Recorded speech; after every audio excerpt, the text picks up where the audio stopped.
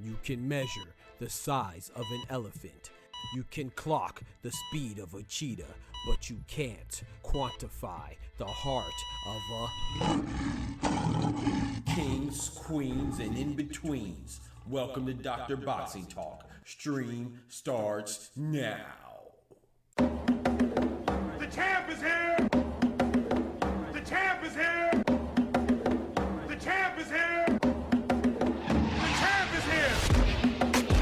The champ is here! The champ is here! The champ is here!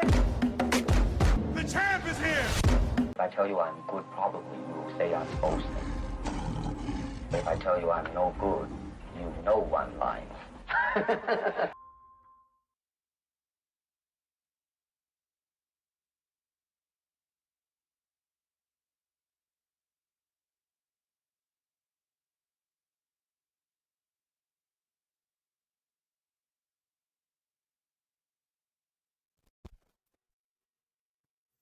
Yo, yo, yo, yo.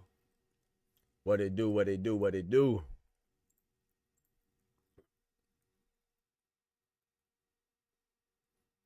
We out here getting ready for this good Tuesday. Boxing talk. We sure is.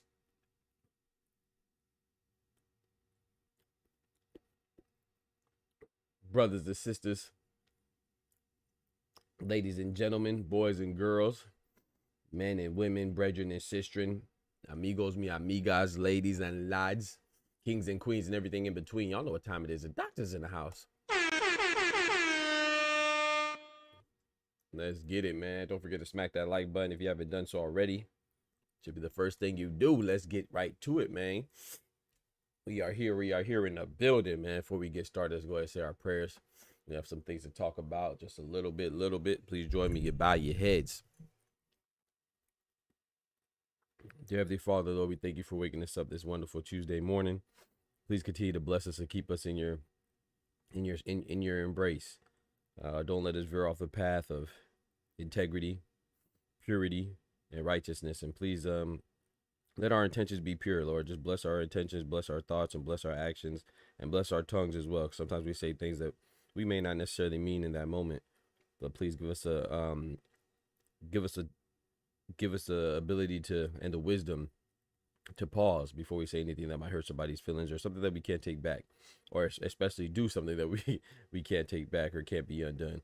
So we ask you for patience, we ask you for understanding, we ask you for wisdom, and the courage to be kind and thoughtful.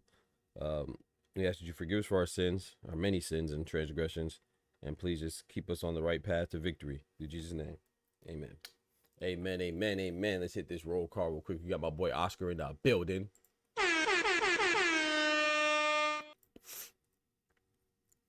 So I saw some funny stuff, man, right? Y'all know I watch battle rap, and I didn't finish this battle. I was watching it yesterday though. It was a new battle. It was released yesterday. Oh, I don't know when it was released, but I just started watching it yesterday. It was Easy to Block Captain and Swamp. And I thought this was very funny, man. I want to show this might be the next drop. I might make this the next drop on the channel, bro. As far as the animations go.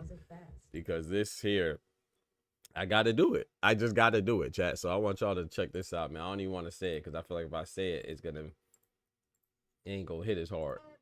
I want y'all to see this, bro.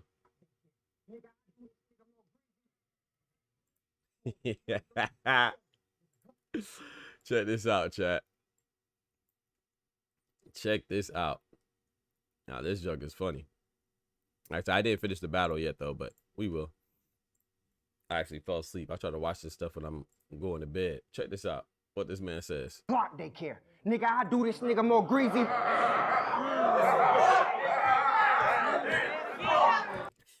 You know they got to pause when they about to say something crazy. They got to pause.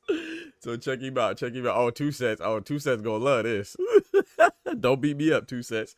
But check him out. This is my boy. This is Swamp. Not my boy, but this is Swamp and Easy to Block Captain. You know, I watch battle rap, so check it out. Check out what my boy say, but hold on, let me put my GTD chain on. Hold on, chat. Let me put my GTD chain on. All right, let me put my GTD chain on first. All right, here we go. Take off.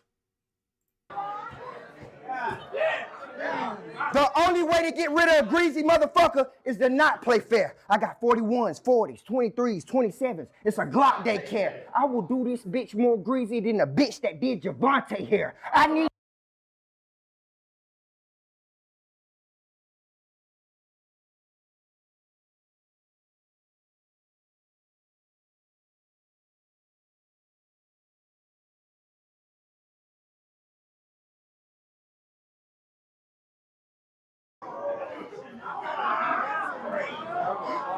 I never had...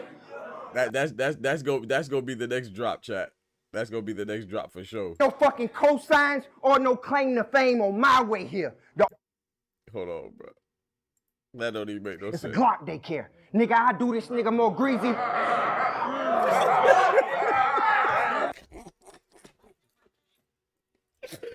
Oh boy said I do this more greasy than the chick that did Gervonta hair. The only way to get rid of a greasy motherfucker is to not play fair. Yeah, I had to mute it because I have it turned up so I can hear it too. And no echo, so I got to mute it. I forgot to unmute it. Thank you for letting me know, though. Thank you. I got 41s, 40s, 23s, 27s. It's a Glock daycare. I will do this bitch more greasy than the bitch that did Gervonta hair. I need you. Hey, listen to the crowd. Listen to the crowd. Somebody's going to say, take a knee, take a knee.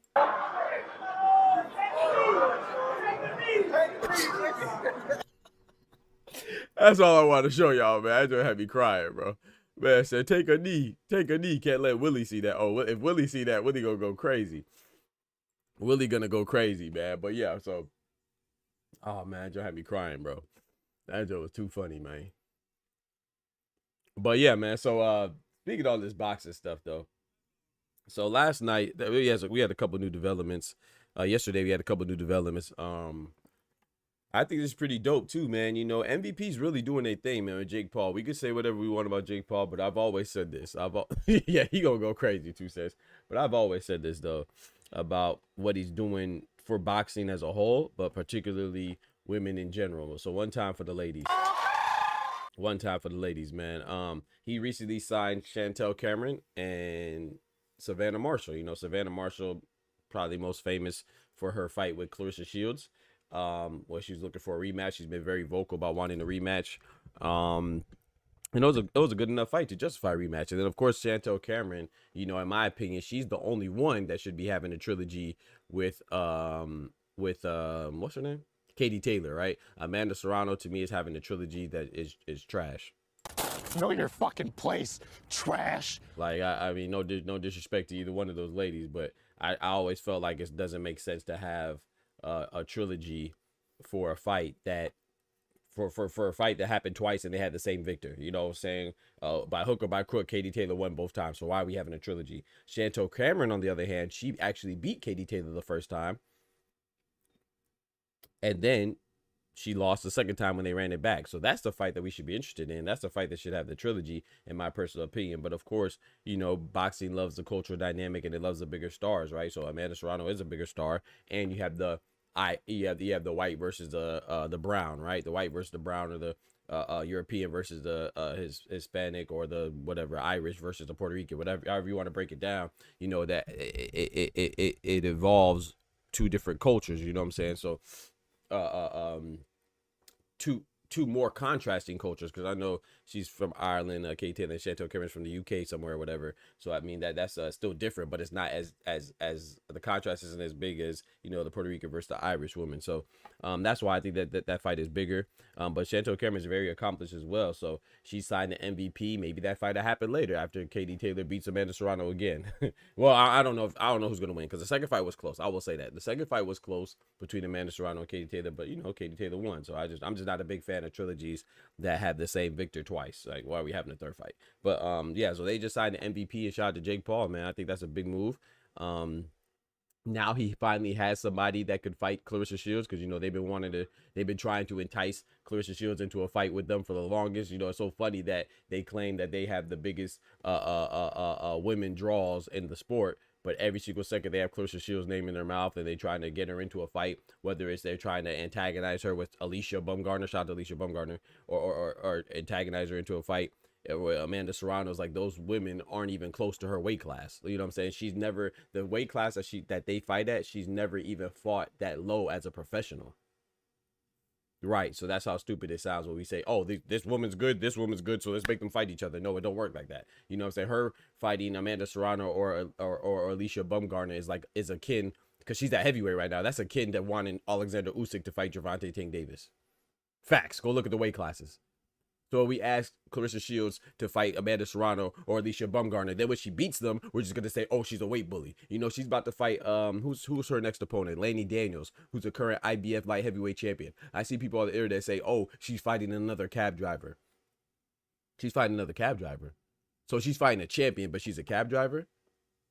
So my question is this: it's so easy to be a critic, right? It's so easy to be dismissive. It's so easy to be negative. Tell me who she should fight. Oh, you wanted to fight Amanda Serrano, so when she whoops Amanda Serrano, you can just say, oh, she's too small. You want to fight Alicia Bumgarner, so when she whoops Alicia Bumgarner, you can just say she's too small. Matter of fact, you want her to fight a non-champion because you'll be more excited and intrigued for her to fight a non-champion. So why don't you suggest who she should fight? But you can't do that, though. All you can do is just be negative and be condescending and be dismissive of other people's accomplishments because you're an insecure little bitch. That's what it is. That's what it comes down to. A lot of people that try to disregard other people's accomplishments or be so dismissive of other people's, whether they achieve the goals or they're pursuing the goals, it's because you're insecure and you're unaccomplished. That's what it boils down to, and especially if you're a man. Because a lot of them be boy bitches that be hating on the women. It's so crazy to me. I don't understand. It's so easy to say, oh, you shouldn't fight this. Oh, this person's weak. Okay, so should she fight a non-champion? Would you be more intrigued and more excited for her to fight a non-champion? The truth is, if you don't know a champion in any division, that means you just don't know. You're not familiar with that sport, or that side or that category of the sport. It's like the other day when I saw some guy, he was interviewing Rolly Romero, and Rolly Romero asked the dude to name a guy that Shakur Stevenson fought. He just told us that Shakur Stevenson is good. And then he said, okay, well, tell me who Shakur Stevenson fought. And then the interviewer says, oh, I don't know. I can't name anybody. And then people were laughing like, oh, because Shakur ain't fight nobody. No, I'm not a big Shakur fan, but he's good, right? The boy's a beast. He's an undefeated champion. He's a multi-division champion. And I'm sorry, if you don't know, if you're not familiar with a champion, a multi-division champion's resume to name one person, that means you don't know shit about boxing. So while it might be a funny clip, it's more indicative of the lack of knowledge of the interviewer, because the interviewee just stumped you with a simple ABC question. He asked you to name somebody that Shakur Stevenson fought. You couldn't name one, and somehow that's an indictment on Shakur Stevenson. You should be embarrassed that you are that you go into an interview so unprepared you can't even name one foe of a champion. It's just like the people that's going there and talking trash about Clarissa Shields' opponents. You may not be familiar with them, but that doesn't mean that she's not fighting anybody good. It just means that you don't watch the women's division. But instead of saying, I don't watch the women's division, I'm unfamiliar with women combatants, it's much easier to make it seem like, oh, she's not fighting anybody. Bitch, all you know is Katie Taylor, Amanda Serrano, and Clarissa Shields anyway. So if she's not fighting one of those three, you're not going to know who she's fighting anyway. You see what I'm saying? If I don't watch basketball, I'm not going to know the 11th person on the bench because I don't watch basketball, which is cap. I watch basketball. I'm just giving you an example. That doesn't mean that the person on the bench doesn't deserve to be an NBA player because I don't know them if I don't watch basketball. But then these be the same people that are impressed by Naoya Inoue, who's on number 1, 2, or 3 pound for pound, fighting a guy who's unknown like Ramon Cardenas. You don't like Clarissa Shields fighting a champion, but you're impressed by Naoya Inoue fighting a guy whose first title fight and was against him, and he took a loss by a guy who's 17-26 and Danny Flores. That's what you're impressed with, though. Okay, you keep following that hype train. I'm gonna keep telling this truth, and you're gonna keep being mad, little bitch. Yo, shout out to my 2 Cents in the building. My bad, 2 Cents. I didn't give you your intro. I apologize. We got Oster in the building.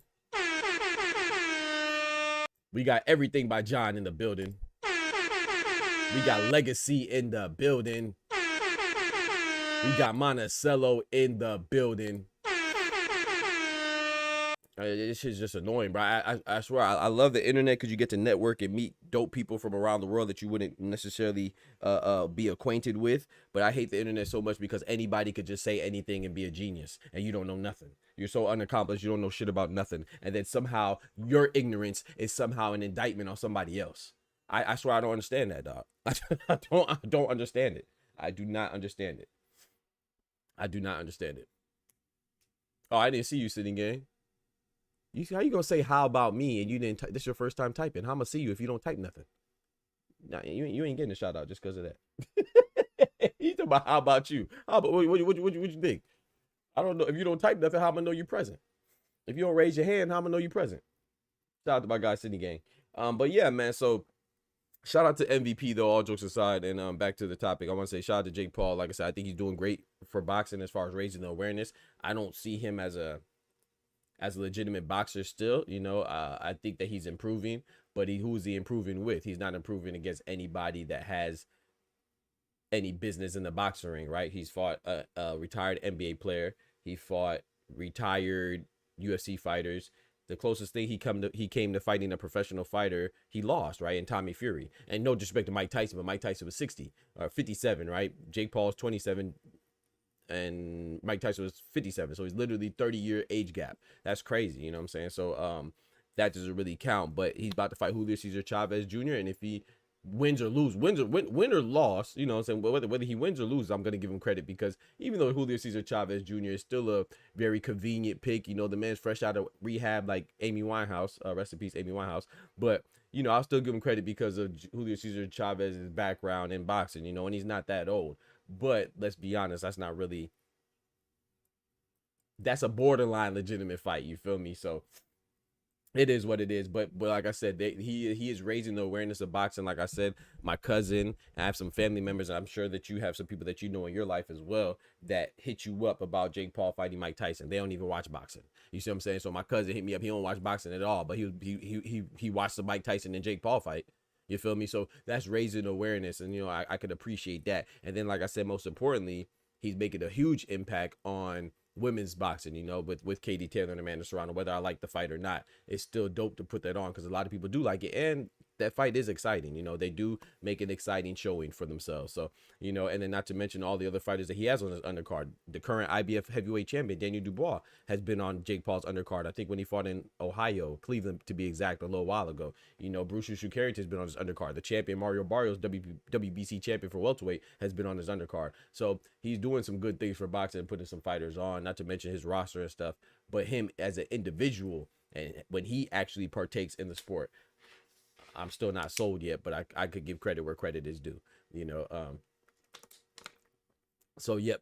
He said, I just got on, bro. That's why you good, City Gang. What's good, City Gang? Our guy Oster says Jake is boxing entertainment. Right, I agree. 2 cents. Shakur. People kill me with the BS. A guy has a belt, so if he garbage or trash, he didn't fight, or even if he didn't fight nobody, well, somebody else should have got the belt. Right. Fight nobody. F out of here. I agree with that. 1,000%. Now it's different. Like Rolly Romero is the guy he was interviewing, so that's cool with Rolly Romero saying that. You know, because they're competitors and they're contemporaries. You know what I'm saying? So that's cool. But when you are, I don't know, I just feel like it's a responsibility for me to at least know the champions, you know. And I'm not saying there's a lot of champions, there's a lot of belts, right? I think the other day I ran through it, man. And I think there's what, however many divisions, there's 68 champions in boxing right now, or at least there was like a week ago. I got 64 out of 68 right off the top of my head. I'm not saying that to brag. I mean, a little bit, you know, and I associated the right champion with the right belt too in the respective sanctioned body. Go check out the clip. I think Oster was here. I think Oscar was here. Off the top of my head, bro, 64 out of 68. And I'm not saying that, like I said, once again, I'm really not saying it to brag, but my point is that if I can remember, if I could get 64 out of 68 off the top of my head, I'm pretty sure that you can familiarize yourself with a guy that you're interviewing and know a guy who's a star in Shakur Stevenson. Whether you like him or not, Shakur Stevenson is a star. Like, that's what people don't realize. Like, obviously, the biggest stars are Cinnamon, right? He's number 1, face of boxing. Number 2, I would say Tank. And number 3, I would say Anthony Joshua. Or you could say number 2 is Anthony Joshua, number 3 is Tank. So those are the biggest stars. You know, I would say Canelo's a mega star, the face of boxing. And I would say Tank and AJ are superstars, right? Or if you want to say mega stars too, whatever. But there's other guys that are talked about that are also stars. Their star power, every star isn't created equal, but they are stars. If you're worried about where a boxer is signing as a free agent, then that means you're a star. You see what I'm saying? Like, how many boxers sign and come and go to different promotions? We don't even bat an eye. When Shakur was a free agent, you had Golden Boy trying to court him and coerce him to come to Golden Boy. We knew about that. We knew about Eddie Hearn and Matchroom trying to court him. We knew about the potential PBC deal trying to go over there to get the Tank fight. So we knew about these things. You know what I'm saying? The mere fact that we know about those things is a testament to your star power. You know what I'm saying? So that's just, you know, I think that sometimes we act like there's only one star. Like, say, like, this is the only sport that does that. In the NBA, we know the face of the NBA is LeBron James, but that doesn't mean Giannis and Steph Curry and Jokic and Paul George and Kawhi Leonard and Joel Embiid and Luka Doncic and all these other guys. That doesn't mean they're not stars. It just means they're not LeBron. So there's a whole bunch of stars in boxing. They're just not Canelo. That is what it is. So he said, I think it's just runners. He said, yes, you are. Yes, you ate. He says that, not for real, not that fight. I wanted Tio Gary and Russell. But yeah, so I just think that I just think that people need to realize that it's okay not to know something, but it's not okay to try to knock somebody because you're unfamiliar with it. I think that's corny, and it's a sign of it's a lack of maturity, and it's a lack of intelligence, and it's a big sign of ignorance, in my personal opinion, man. But moving on, man. Shout out to Chantel Cameron. Shout out to Savannah Marshall. Like I said, Jake Paul finally has somebody that could legitimately fight Clarissa Shields. Well, he does have Shadeja Green. Shadeja Green and Clarissa Shields, that's an interesting fight too. She's with MVP, but she doesn't have the as big a name as Savannah Marshall. You know, Savannah Marshall being from the UK, she has a whole, you know, I think she's from England specifically, right? So she has a whole country behind her, and then it could be like America, England, you know, so that dynamic, and plus black versus white, you know, boxing loves to exploit the racial dynamic. So so that's a bigger fight, you know, Clarissa Shields and Savannah Marshall too, than Clarissa Shields and Shadeja Green. So shout out to MVP. We'll see. I think the women's division is getting more interesting. Not to mention you have the up and comers like Gabriela Fedora, the youngest undisputed champion in the 4-belt era. You got Carolyn Dubois. Yeah, so you got a lot of people, man. And then not to mention that all women's cards is coming up too. So it should be interesting, man. With a couple title fights, you got Sharetta Metcalf versus Dina Thorslin and Alicia Bumgarner. She's fighting Jennifer Miranda, I believe. So there's quite a few good fights, man. So, and a lot of good fighters on the women's side. So shout out to them. I think Terry Harper is fighting this weekend too, defending her title that she just won off of who she beat again? I can see her face. I can't remember her name right now. Not Ellie Scott. Anyway, I can't remember. But I can see her face too. Dang, it's gonna bother because it's gonna come to me later. But anyway, yeah, moving on, man. So speaking of some other stuff that came to me, Charlie Suarez suffered that elbow, right? I mean, sorry, Charlie Suarez punched Emmanuel Navarrete, right, in their WBO 130-pound championship fight, right? And Emmanuel Navarrete suffered a cut, right? And they thought it was due to a head clash, but it was actually due to a punch, right? It was clearly due to a punch after the replay. Well, Charlie Suarez has officially appealed it yesterday. And when he appealed it, they're saying that the hearing won't be until June 2nd, chat. June 2nd? What? So his appeal that he filed. Oh, I just want to be very clear. Yes. So let me repeat that. His appeal that he filed, you know, because they said that. So remember when boxers file appeals, that means that they're weak and they're coward and they're a bunch of bitches. Remember, because when we heard that that Devin Haney filed an appeal because of his loss to Ryan Garcia after he found out Ryan Garcia cheated. Remember, they said that Devin Haney was all types of punks and cowards, and they also said, Nigga, you's a bitch. remember they said that about Devin Haney. Well, just to be clear, this is another guy that's appealing a decision. And Devin Haney didn't have to appeal because the man failed the drug test, but people made it seem like he went out of his way to appeal, and they called him all types of punks and pussies and all that. Well, Charlie Suarez just appealed. Are you gonna call him a punk and a pussy too? Oh, by the way, Lomachenko, when he fought Devin Haney, he also appealed the decision, and he didn't want the rematch. Is he a punk and a pussy too? What about Vladimir Shishkin? When Vladimir Shishkin lost to William Skull for their fight for the vacant IBF title, Vladimir Shishkin lost and he appealed that decision too. Is he a pussy too? Or is it just the people that you don't like? It's not about the action, it's about the person doing it. Oh, okay. You know, because there's plenty of appeals that go on in boxing. You know, Artem Dalakian, when he lost to, was it Seigo Akui? He appealed that too. But you didn't know about that though, right? Is it that you didn't know or you didn't care? You know, it's just the hypocrisy is crazy, man.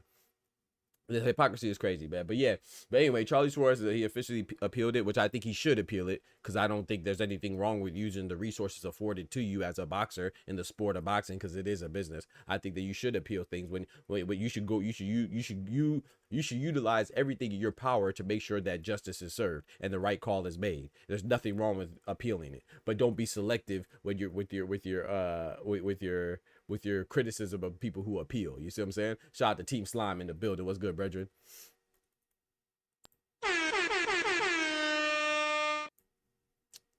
Shout out to George, the Last Patriot. What's good? He said diabolical. This is another guy who's appealing. Hey, Candy Slim, that's a pause. You ain't lying. Yeah, we definitely gonna pause that. No, did he? We definitely gonna pause that. No, Diddy. You right, Candy Slim. Shout out to my guy, Candy Slim 501. Oh boy, keeping me on my toes, man. I appreciate it, bro. Yeah, that's another guy who's appealing. It's crazy. I ain't gonna lie. What do you mean by that?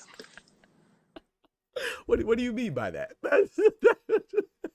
Yeah, that was wild. I ain't gonna lie. You got me on that one. That was a good one, bro. You ain't like, hey, that's another guy who's appealing. Is crazy. Hey, yo. But yeah, man. So Charlie Suarez appealed like he should, and hopefully he gets it overturned. But I'm gonna be honest, like I said, I'm sticking to my beliefs. I don't think it'll be overturned. I think the best result for him is going to be a immediate rematch. Unfortunately, I think that he deserves to get a TKO stoppage. But I think in the best case scenario, I think he'll get a no contest. I don't even think that's going to happen, though. I'm very pessimistic when it comes to boxing and these commissions actually retroactively doing the right thing and the proper course of action. This is what makes me mad, though, because not really mad, but yeah, kind of mad. What annoys me is that when it's something clear that you can change and you're going to have a hearing about it, an official meeting, you're going to deliberate about it, right? Why not make sure that you get the right call? You see what I'm saying? The punch is what stopped the fight. If a punch stops a fight, then the call should be, it should be a victory in favor of the person that caused a cut via punch. And that'd be Charlie Suarez. It should be a TKO in the 8th round. However, we're talking about a no contest and stuff. That's what we're anticipating as a best case scenario. So I don't really understand reviewing the tape if you're not going to make the right decision. Now, I'm going to say this again. Like when Gervonta Tank Davis took a knee, he should have lost points as well. But the difference is because you don't know how the fight would have ended. You don't know what would have transpired if Gervonta Tank Davis would have lost points. You don't know if he would have responded with more fervor, fought with more intensity. He could have went and got the knockout of Lamont Roach, or he could have been overzealous and overreached and left himself open, and he could have got knocked out trying to compensate for the points that he lost. So that is open-ended. You don't know how that one would have ended. You feel me? If you just would have changed the call after the fight is done. But this one, we know the fight ended because of a cut. That cut was caused because of a punch. That way, or therefore, the fight should be called a TKO in the 8th round in favor of Charlie Suarez, you know? So that's different. We have a definitive ending in that case. So I think they should get it right, but I don't think they will. But we'll see, man. We'll see. We'll see how it goes. He said, I don't think Suarez is going to appeal it. He should do it at the end of his career, man. I just told you he did appeal it. What you mean you don't think he's going to appeal it? I just told you he did appeal it. I don't know what you're talking about. Shout out to Team Slive. Salute. City Gang, I think you lost.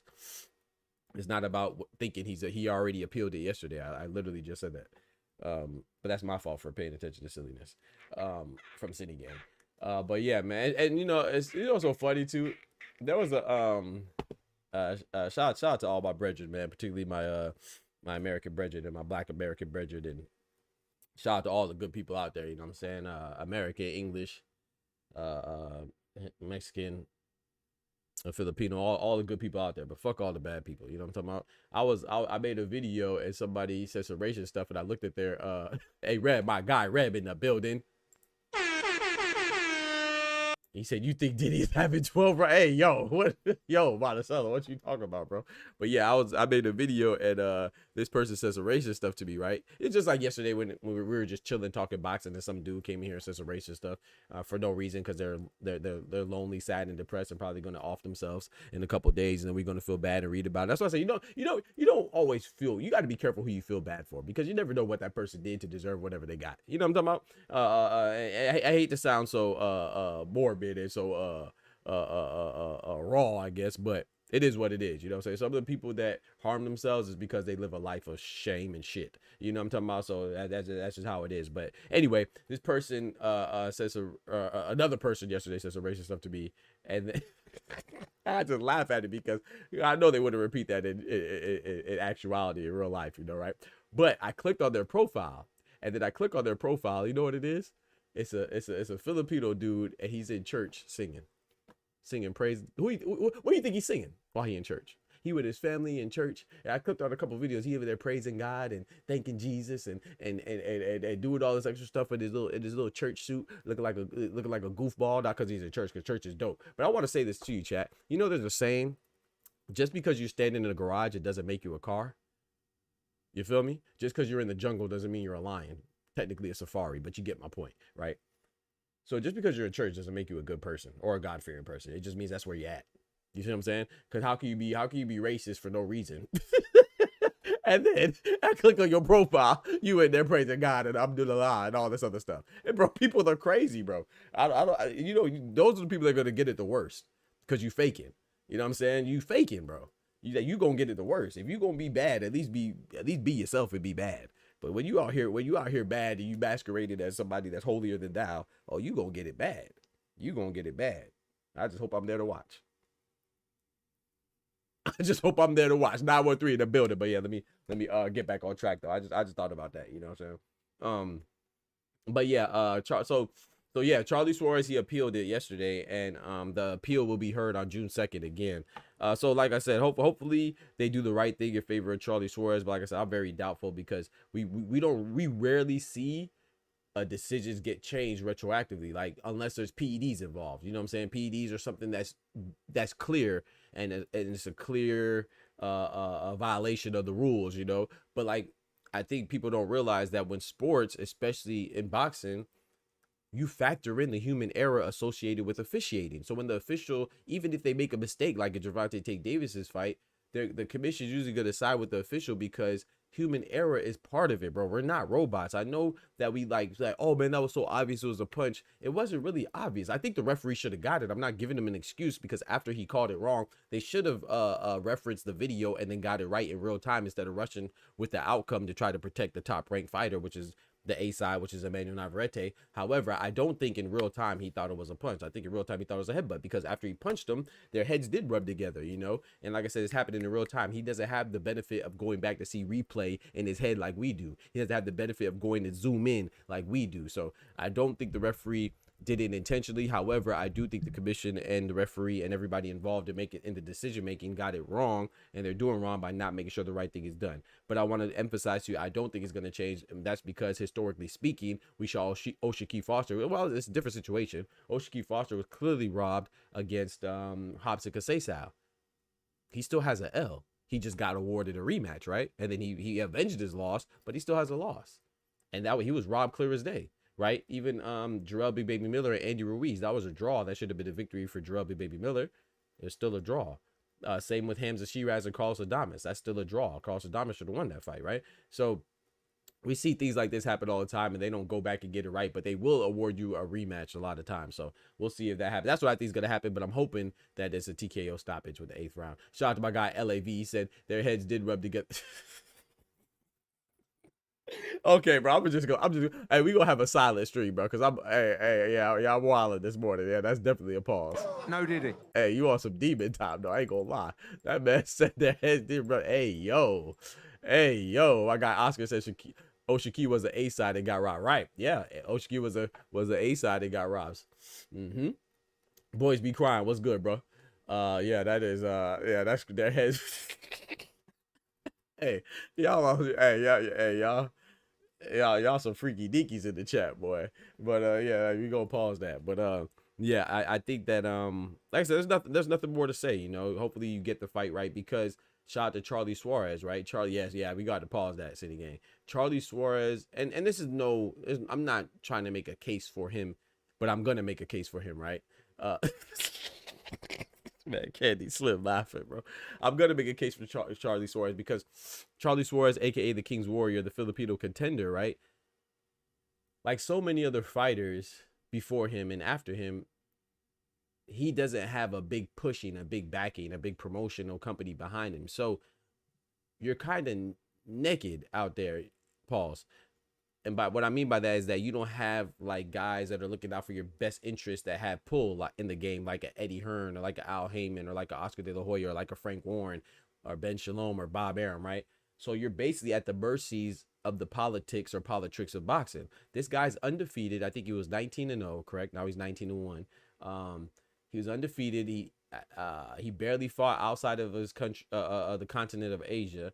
I believe he fought primarily in the country of Philippines.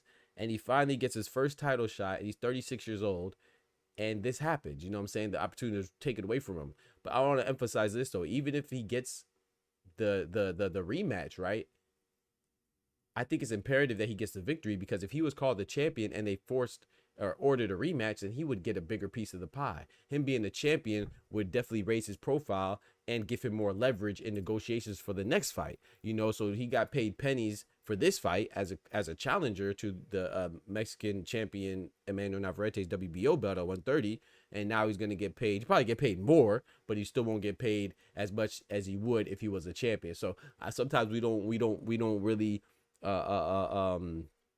we're not really aware of the implications of a bad decision, man. It really has a lot. It really impacts somebody's life, you know what I'm saying? And it could either be in a negative way or a positive way. And I think this one for Charlie Suarez is going to be, there's some positives you could take, because a lot of people, you know, the in the court of public opinion, which doesn't come with a dollar sign, but in the court of public opinion, we think that he won, right? A lot of us think that he won and he's the rightful winner.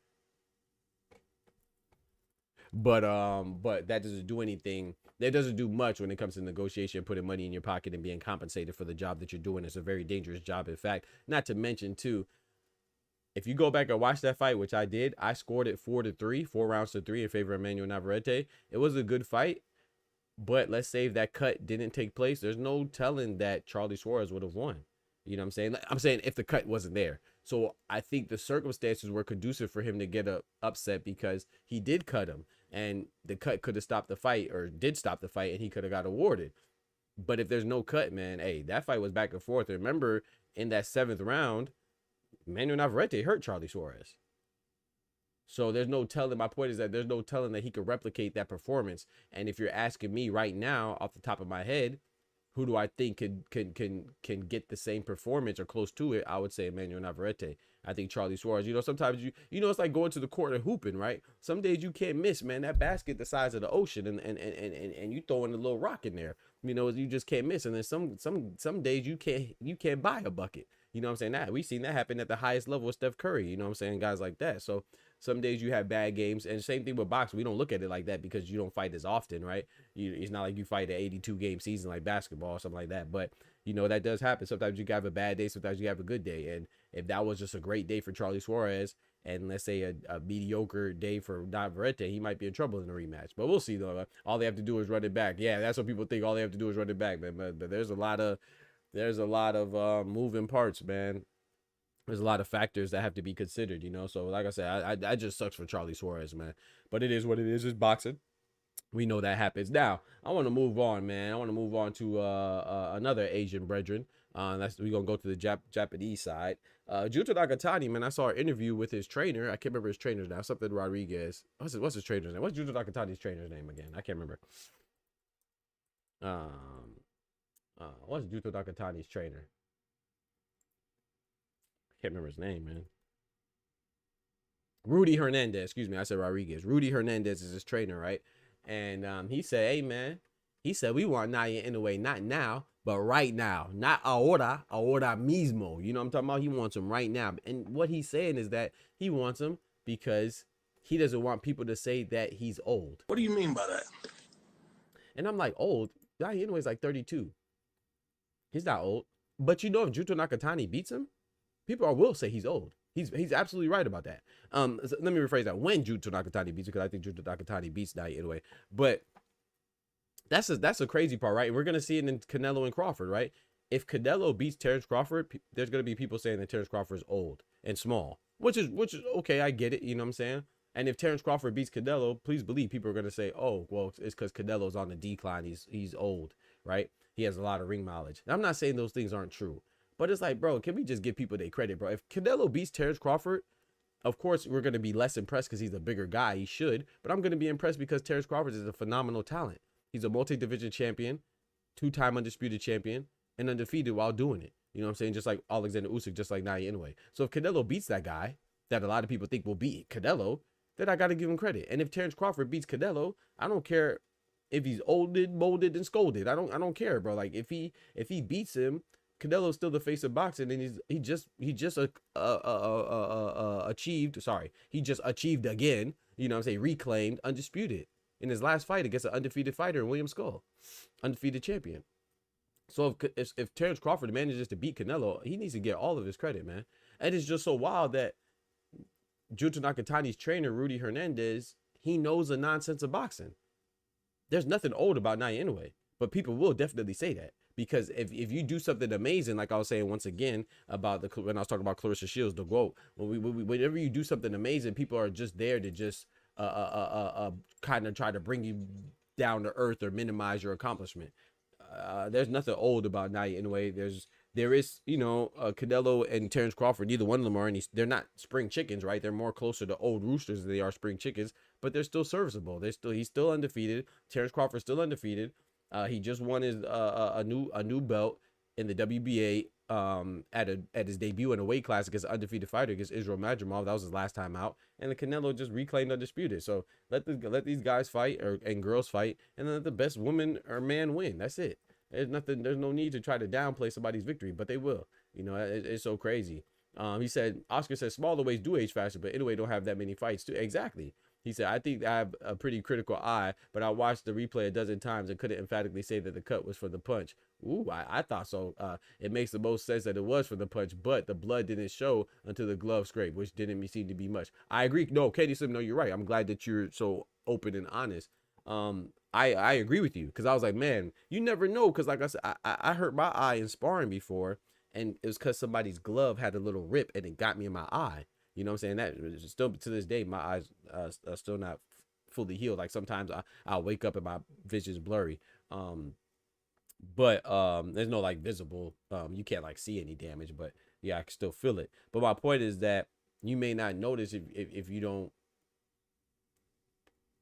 feel it or you don't zoom in or something like that.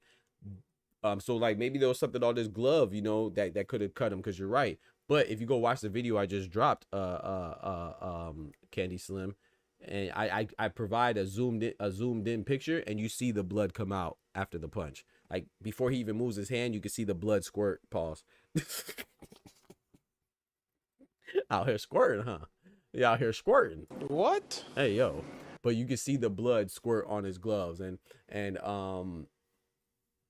yeah, you can see it very clearly. Go check out the last video I dropped. You can see it's very hard to see it's very hard to see with the angles that they had on Top Rank or ESPN, but there's another angle and it's zoomed in and it's very slow, very slow. I'm talking about like 0.5, you know what I'm saying? Speed or whatever.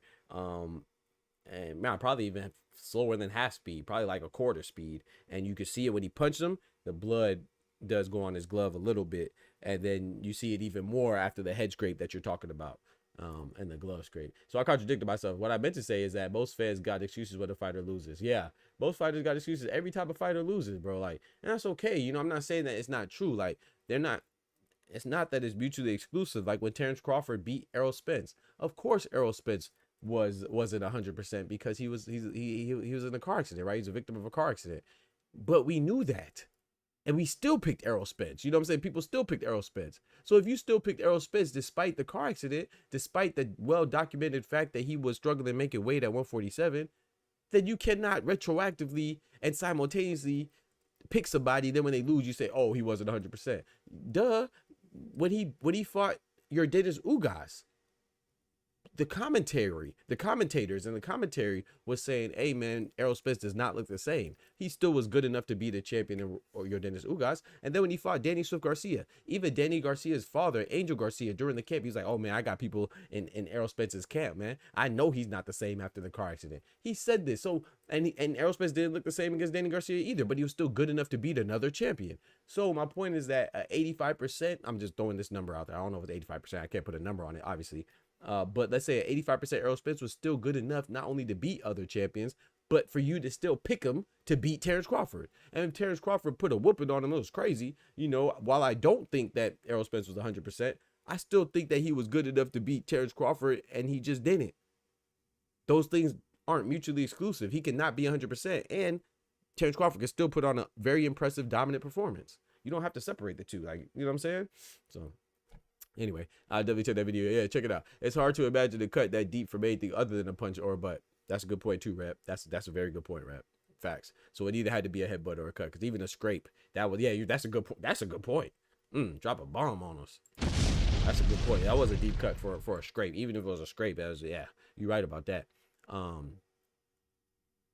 you're right about that.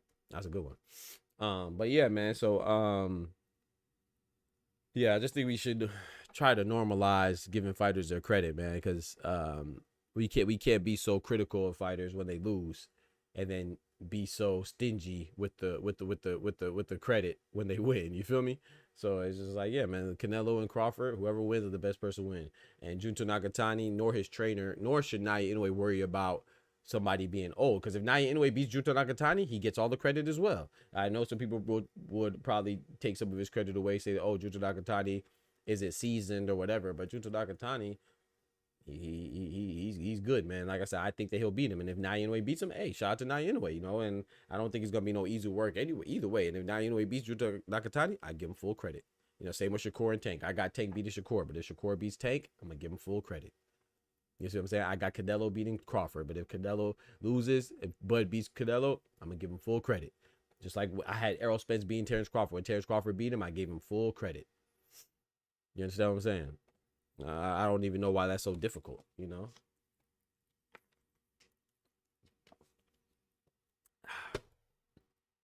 But yeah, moving on, man. Moving on. What's up with these rankings, man? What's up with these rankings, man? They out here ranking and stanking. You know what I'm talking about? They up here ranking and stanking, man. Shout out to Manny Pacquiao. According to reports, he's going to lose his run for Senate, I believe, in the Philippines. I think he's going to come in something like 18th place or something. So he's definitively going to have the fight, man, with Mario Barrios. And what's indicative of him making that fight official is the fact that the WBC has decided to rank this man who hasn't fought in about 30 years. I'm exaggerating, of course, but he hasn't fought in a long time. He is ranked number 5. So let's go check out these rankings, chat. Oh, and it gets better. The IBF, they're not any different, right? The IBF has said, oh, okay, the WBC, that's what you want to do with Manny Pacquiao? I bet. I got you. I'm going to do the same thing with Conor Benn. Conor Benn is ranked number 5 in the IBF with President Daryl Peoples, and the WBC with President Mauricio Suleiman. They both were like, okay, bet. You know, this guy hasn't fought in Manny Pacquiao. Let's just put him at number 5. They won't notice. Conor Benn, he lost his last fight in a whole nother weight class, but I guess, you know, his loss is treated like a win. You know, I guess he lost so good that he went up in rankings, and he's put at number 5 in the IBF. Get this, though. Wait, what? Hold on, give me a second, chat. They didn't update this. Okay, so the boxing C rankings aren't updated. Hold on, give me a second, chat. Let me go to the actual IBF web, the IBF page, because they didn't update it on boxing rankings. IBF ratings. All right, so here it is here. Okay, so I want to show y'all what I did. So this is what you do, chat. I just those of you that don't know. So you go to boxing rankings and check the rankings, but sometimes they don't update it in time, right? So as you can see, IBF 154, there's no Conor Benn. But you know, I do my research, so I knew I didn't panic. I just went to the official IBF website because I know what the hell I'm talking about. And I go here. So when people question me, you know, just know that I usually cite multiple sources, but the IBF these are the official rankings right here. And as you can see, Conor Benn is ranked number 5 in the 154-pound division. But wait, if you go to 147, Conor Benn is ranked number 3 in the WBC at 147. So then if you go to the WBC website, let's see if they have it here. WBC website.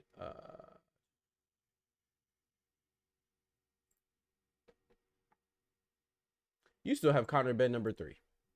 So Conor Benn is ranked number 3 in the WBC at 147 pounds, where Mario Barrios is a champion. And then the IBF, where who's a 154-pound champion? Bakram Murtazaliev, and he's ranked number 5. How? How, chat? How, Sway? And then you go down a little bit further, you got Manny Pacquiao at 154. How, Sway? You know, but I you know, that's the thing about the rankings, right? You know, I don't mind it, to be honest. I'm gonna be honest, man.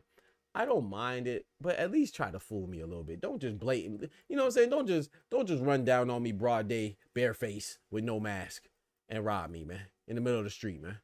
You know what I'm saying? Like, at least try to mask it a little bit. Do it, you know, do it at the nighttime. Get you a gun, get your mask on. You know what I'm saying? Give me, you know what I'm saying? Respect me a little bit. You know what I'm saying? Let me keep my dignity, bro. So at least you go fool me. At least make me work hard. You know what I'm saying? To see that you fooled me. Like, okay, bet, man. You really tried to earn this one. You really tried to fool. No, bro. You just, like, come on, dog. Like, Conor Benn just lost to Chris Eubank, and he's ranked number 5 at 154 by the IBF. And then Manny Pacquiao. When's the last time Manny Pacquiao fought? Who was the last person Manny Pacquiao fought, chat? I don't even remember. Is it Ugas? Who was the last person Manny Pacquiao fought, chat? I don't even remember, to be honest. It was your Dennis Ugas, and he lost in 2021. So 4 years ago, approaching 4 years ago, is the last time Manny Pacquiao fought, and he lost, and he's ranked number 5. Like, this is what bothers me. Shout out to my guy Team Slime. These rankings is boo facts. He said, "What's the purpose of ranking Conor Benn at 154 when he exactly?" That's my question. And that's the thing. I don't mind that you rank them. Well, sorry, let me rephrase that. I don't mind that Manny Pacquiao. He's a legend, right? Manny thank you, Rep. Oh gosh, yeah. Manny Pacquiao is one of my favorite fighters of all time. And he's a legend. So if anybody deserves a title fight, he deserves everything he gets. You know what I'm saying? I'm not gonna say he doesn't deserve a title shot. You know, he's a big name. He's a legend in the sport. Eight division champion. Some people say 6 if you don't include regular and interim belts. Cool, 6 division champion. I say 8 division champion. So he's a legend. He deserves everything he could get, and he's still a draw, right? No problem with him getting a championship, a title fight. But what's the point of ranking him? That's the part I don't understand. Like, You see what I'm saying? Like, I don't understand why. And if you're gonna rank him, let's say that you have to be within a certain rank to get a title shot. Okay, bet, put him at the final spot. If you have to be within rank, if you have to be ranked 10 or above to get a title shot, which you don't. Let's just say hypothetically though, then put him at 10. Why? How could we justify this man being ranked number 5 over over guys? I feel like it's just disrespectful. I feel like Jensen Saki is there. Aegis Kavalaskis just fought and beat Suleiman Sissoko, the undefeated French fighter. You know, he knocked him out the ring. How are you gonna put Manny Pacquiao above him? Jensen Saki's on like an 8 or 9 fight win streak. How you gonna put Manny Pacquiao above him? You know, Abel Ramos just fought to a draw with the current champion Mario Barrios his last time out. How you gonna put him above him? You see what I'm saying? It's just crazy, bro. I just don't understand it. You know, he said Conor didn't even lose to a champ, whether it be interim or regular, not even a contender. He gets boosted. Right, Oscar, that's a great point. He didn't even lose to a champ. Chris Eubank's not even a champion. No disrespect to Chris Eubank. That was a very meaningful fight based on the historical context of it. You know, not just because their fathers are legends of the sport, but then they're also carrying on their father's rivalry. So it's like a family feud. Shout out to Steve Harvey. It's like a family feud in England, and it's a big, coveted, highly intriguing and greatly anticipated fight. But Chris Eubank Jr. was not a champion. Outside of the family context or the historical context, it's not really a big fight other than that. And they didn't, neither one of them fought in their division, right? Conor Benn is supposed to be at 147 according to him, and Chris Eubank Jr. is supposed to be going up to 168 to potentially fight Old Cinnamon according to him. So it's like they fought at 160. It wasn't a champion. He didn't win, and he gets boosted in the rank. I just don't understand, man. I don't get it. This month is calm for boxing, but once June starts, oh yeah, it will get active at least till September. Yo, I'll booger in the building, my guy. Yeah, I just don't understand it, man. You know, like I said, just at least fool me, man. Just try to fool me, man. You know, but it's like it's just so easy. I don't get it, but like I say, I respect the rankings, but when they do things like this, it's hard for me to convince anybody not to respect the rankings. You see what I'm saying? It's hard for me to convince anybody to respect the rankings. Like, I can't really knock anybody for not respecting the rankings because they do a lot of nonsense like this, you know. Devin Haney is ranked number 1 in the WBC, 147. Even that is kind of, you know, no disrespect. You know me, I say, hey, there's no Devin Haney slander. He's been slandered enough. You know what I'm saying? So he's not going to get slander for me. But I will say this is more so towards the sanctioned body. It's like, yeah, Devin Haney won his last fight. It was against a former Olympian, former Olympian and former unified champion, Jose Carlos Ramirez, but it wasn't at 147. It was at a catchweight. And if you never fought in the division before, I have a hard time thinking that you should be ranked number 1. I don't mind you being ranked, but ranked number 1. However, we do know before Devin Haney, this is a special circumstance or special case for Devin Haney. We do know that before he was cheated, right? He was a WBC champion. So you feel me? So that kind of makes sense because he was a 140-pound WBC champion. Then he became the champion at recess once that whole situation popped off and that debacle went down with him and Ryan Garcia. Alberto Puello was a champion, elevated to full champion, and Devin Haney moved up. So if you want to say since he was a former champion, that's cool. You see what I'm saying? But even then, it still looks a little shaky because he has not officially fought at 147 yet. So, but anyway, that's a little bit more understanding. That's a little bit more understandable than gosh dang Manny Pacquiao and Conor Benn. That's crazy. But we'll see, man. So Manny Pacquiao going against Mario Barrios, or Mario Barrios versus Manny Pacquiao. We will say the champion first.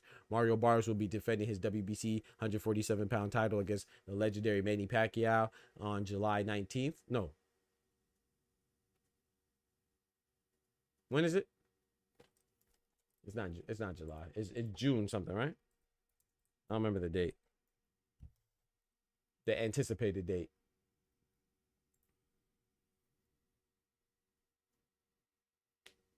Yeah, okay, I was right. No, I'm tripping. I was right. July 19th. I was right. July 19th. And then we got was it June? When is Bam Rodriguez fighting? is that June 19th. Bam Rodriguez and Fumuleli Cafu, and then Alexander Usyk and Daniel Dubois. You know what I'm saying? So yeah, man, we got some good fights coming up, man. We got some good fights coming up. And Manny Pacquiao will be fighting.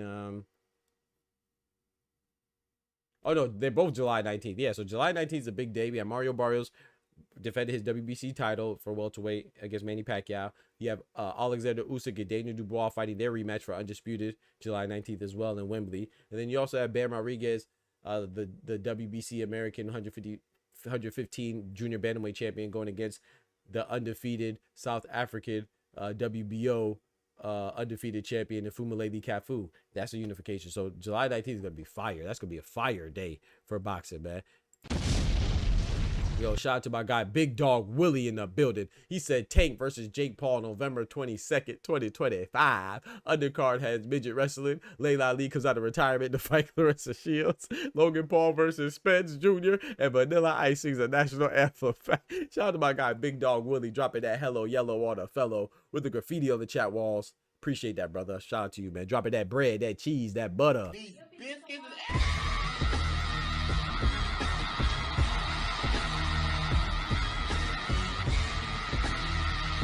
Shout out to y'all for showing love and liking the comment, bro. But boy, crazy, man. I gotta pull out my GTD chain whenever I see this man. Let me put on my GTD chain. But hey, Big Dog Willie, I gotta show you something, bro. You gonna love this, bro. You missed it at the beginning of the channel, but for you, I'm gonna go back and show you. Check this out, Big Dog Willie. Let me show you this, Big Dog Willie. Let me show you something. Let me show you something. Check this out, bro. Check this out, bro. This is for you, man. You know, I'm a big battle rap fan. You know, I rock with battle rap. First off, what you just said in your super chat, that was straight bullshit. That's number one. But number two, I gotta show you this, bro. Don't say I never did nothing for you, bro. This joke made me think about you, bro. Pause. This jump made me think about you when I was watching this last night. What do you mean by that? Yeah, we gonna pause that though. What do you mean by that? Hold on, shit. My bad, y'all. I'm messing up. Give me a second. Listen to what he says. Listen to what he says, Willie.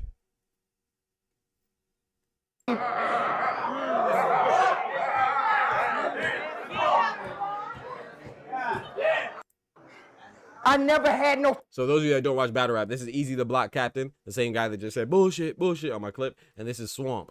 Check it out. Check out what he said. Fucking cosigns or no claim to fame on my way here. The only way to get rid of a grimy motherfucker is to not play fair. I got 41s, 40s, 23s, 27s. It's a Glock daycare. Nigga, I do this nigga more greasy.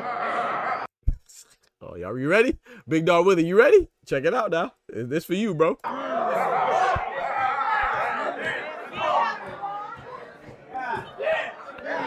The only way to get rid of a greasy motherfucker is to not play fair. I got 41s, 40s, 23s, 27s. It's a Glock daycare. I will do this bitch more greasy than the bitch that did Gervonta hair. I need you.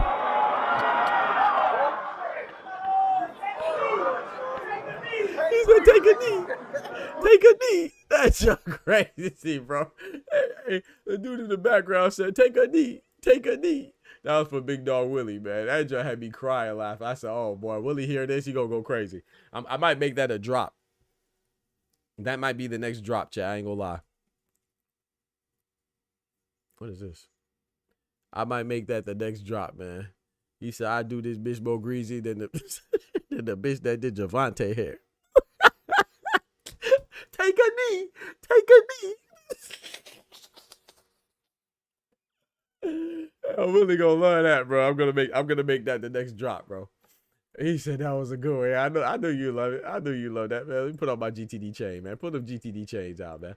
Jake Paul should make that his ring walk. Facts, Alburger. Facts. We gonna read what old hating behind Big Dog Willie said again, man. He says Tank versus Jake Paul, November 22nd, 2025. Yeah. Undercard has midget wrestling. Yeah. Layla Ali comes out of retirement to fight Clarissa Shields. Yeah. And Logan Paul versus Spence Jr. Yeah. And then Vanilla Ice sings a national anthem. Facts. Hey, that sounds like a hell of an event, man.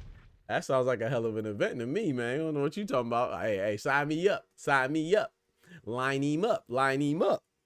But yeah, man, it's crazy, bro. Y'all damn crazy, man. Shout out to Big Dog Willie, bro. But yeah, chat, man, we just had a little quick catch up, man. I just don't, like I said, I'm not too mad at the rankings because we know that this type of stuff happens. It's just disappointing to see it, you know. When you have other fighters that are more deserving, it's like, what are they fighting for, you know? And you don't want people. I mean, I know a lot of us don't care because a lot of us like to just talk trash about fighters we don't like and favor the fighters we do like. But boxing, it should be fair. The rankings should mean something. Being a champion should mean something, you know, and working your way there off of merit should mean something, and it still does. So I think Manny Pacquiao being ranked number 5 is crazy. I think Conor Benn is crazy as well. At least Conor Benn lost, but at least he fought, you know. Manny Pacquiao lost his last time out, and it was 4 years ago, you know. So Conor Benn, they're both bad. I would say Conor Benn's a little less egregious, but they're both horrible as far as the rankings go. You know what I'm saying? Being ranked number 5 is crazy. I don't know why they both ranked number 5. Two different sanctioned bodies. I don't know if IBF, President Daryl Peoples and the WBC and President Mauricio Suleiman just went behind the scenes and shook hands and said like, okay, bet they're gonna accept us putting them at number 5. Don't put them at 4. Don't put them at 7. But 5, that's the happy place. You know what I'm saying?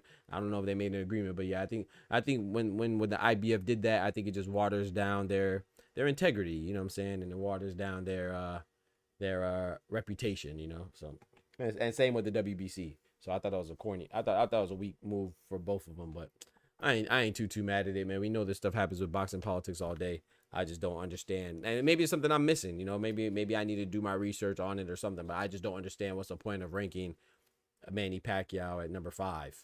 Just give him the title shot. Why does he have to be ranked number 5? I definitely don't understand the significance of Conor Benn, but at least he's an active fighter. We don't know if he's going to go to 154. We don't know if he's going to stay at 147. We don't know if he's going to go back to 160. So that's a little bit more understandable, but like, even that's bad too.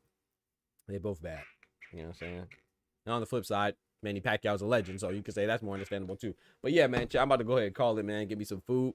I know it's a little short show. You're on the hour side, but I just wanted to do a little short show real quick. Love the boxing references and battle rap. Talk to them. That's a fact. That's a fact, boys. But yeah, man, I'm gonna go ahead and call it, man. Don't forget to smack that like button if you haven't done so already. I appreciate y'all rocking with me as always, man. Also, shout out to Big Dog Willie for dropping the love in the super chat, man. I really appreciate that. Subscribe to the channel, man. We are on our way. We are on our way to 3K, baby. We're at 2,900, man. So shout out for those that watch the video. Shout out to those that come to the live show. Shout out to those that support the channel in every way, shape, or form, man. Like my boy Oscar and all the other members, man. Our Booger, Big Dog Willie, I see you. You know what I'm saying? Special. Man, no. We gonna run through all the gosh dang members, man. Shout out to my guy Oster, man. Big member in the building. Shout out to Oscar, big member. You know what I'm saying? Oster, Oscar, big members. You know what I'm saying? Shout out to Candy Slim 501, big member. Shout out to Running Reb 91, big member. I appreciate you, my brother. He said, I agree with you 100%. I missed that message. I appreciate it, my brother. That validation means a lot. You feel me? Let me see. Candy Slim 501, Running Reb. Okay, I got all the members that pulled up today, man. Oh, Booger. Yes, sir. Big Dog Willie. Yes, sir. Big members in the building, man. Obvious the sanctioned bodies are in cahoots with certain promoters. Facts. Probably because he's a legend. Shit. I don't freaking know. Like I saw ranking is horrible. Yeah. He's definitely a legend. Yeah. But I just don't get it. Like, just give him a title shot. I don't see why you need to be ranked too. But like I said, I mean, they did it with Conor Benn as well. It's not the first, like the IBF, WBC. We see it in all sanctioned bodies. WBO, WBA. I can't speak on the IBO because I'm gonna be honest. I don't really pay attention to the IBO rankings that much, so I can't speak on that. But yeah, we've seen it in all of them. You know, to me, it's a little more disappointing from the IBF, even though I think it's a little more, it makes a little bit more sense. I mean, it's not logical, it's not sensible, but it's a little bit more, makes a little bit more sense as Conor Benn's an active fighter. But even there, I think I'll just, you know, it's just disappointing. You know what I'm saying? It just seems like, what's the priority here? Is it boxers and their merit, or is it, you know what I'm saying, finances and popularity? Isaiah in that building, big member in that building. Hey, he said Timberwolves are 5, NBA playoffs wild. Yeah, bro. And bro, the Knicks and the Celtics is crazy. the Knicks and the Celtics, Indiana and the Cleveland. See, Indiana and Cleveland's not too crazy to me because, like I said, I was never convinced by the Cavaliers anyway. You know, it's Cleveland, right? They gonna mess up everything. You know, the only time they do good is if LeBron's on the team, and even then they still struggle at points. So Cleveland, I was never convinced, but the Boston Celtics, especially with Jason Tatum going down, which I'm hoping that he'll be okay. But either way, I think they lose anyway. You know, and I'm gonna be honest too. You know, I'm not a big Boston Celtics fan anyway. The only time I rooted for Boston was when my favorite player Ray Allen was on the team. But other than that, I've never been a Boston fan. I like the players though, you know what I'm saying? So I think Jason Tatum's good, Jaylen Brown's good. I like Kristaps Porzingis, I like Derek White, I like Drew Holiday, as players, you know. But I don't know. Maybe this is just me, but I've always felt like Boston and this current team, this current roster, I've always felt like they felt like entitled. You know, I could be even the coach Mazzulla, like they just seem to operate off from a sense of entitlement. I could be wrong, you know what I'm saying? That's just what I sense. And I could be wrong. Like I said, I don't like the Celtics. That could be part of it too. But yeah, they're getting clapped. They're getting clapped by the Knicks right now. So, but yeah, man, I'm gonna go ahead and call it, man. Appreciate y'all rocking as always, man. I'm gonna catch y'all on the flip side on the Late Show, baby. You know what I'm saying? Don't forget to subscribe to the channel and share the channel and like the channel and like the videos and all that good stuff and bonbons, man. Y'all be easy. Take care of yourselves. Remember, with God, we can do anything. Without God, we're nothing. Catch you on the Late Show at 7 p.m. Peace. Good Lord willing. From the hood to college, both worlds they had to meet. 6 degrees between us, so cold we're about to freeze. But we're Florida boys, hot takes, we bring the heat. We're moving the culture, the engineers to the streets.